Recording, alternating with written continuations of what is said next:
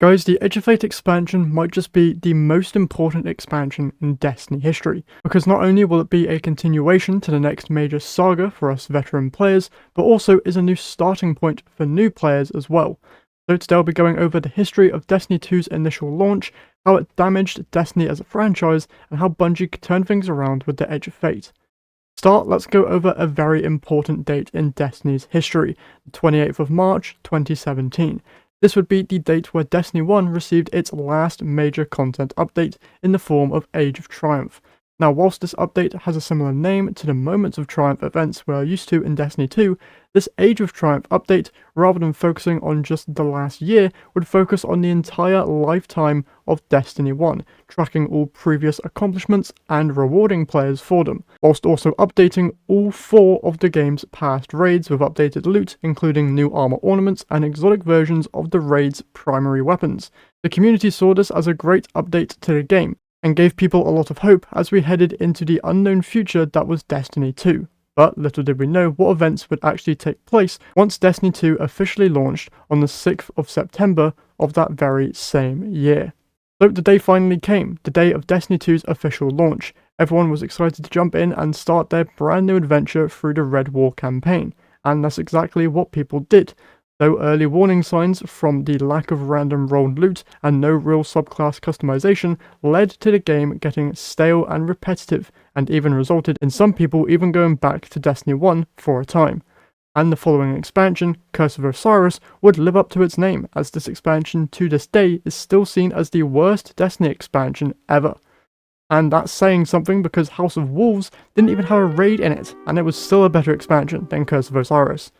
Either way, the damage to Destiny, thanks to that not-so-great launch and the lackluster DLC release, led to most people leaving the game for a time, myself included. The next expansion, Warmind, came and went with no real changes to the game that would keep people interested for that long. So we waited for what would be seen as the greatest content release, probably still to this day, to finally arrive. That of course being Forsaken.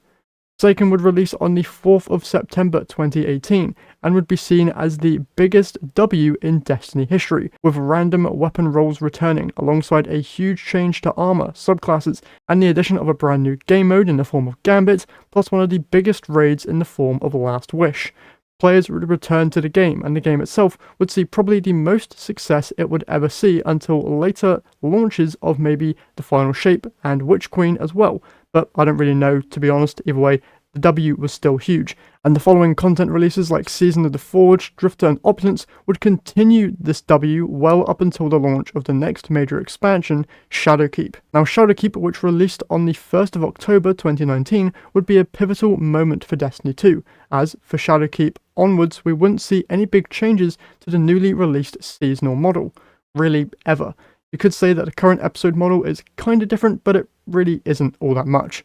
This content model of major expansion followed by smaller seasonal releases would be what Destiny lived and died by for the next 6 years. It wouldn't be until the most recent announcement of the Year of Prophecy that we would see a major shakeup in terms of content and the way it was given to us in-game, and this is now where we find ourselves, on the starting line of a new saga and a true new beginning for Destiny as a franchise. Now, if there's a couple things that Bungie can learn from these past 10 or 11 years, it's 1, we need to know where we're going, or at least you do, because for some of these expansions over the years, they have felt like the equivalent to filler episodes in your favourite anime. And 2, please allow the game to be accessible, because with every new expansion release comes yet another wall a new or returning player is going to have to climb in order to get in, which is never a good experience.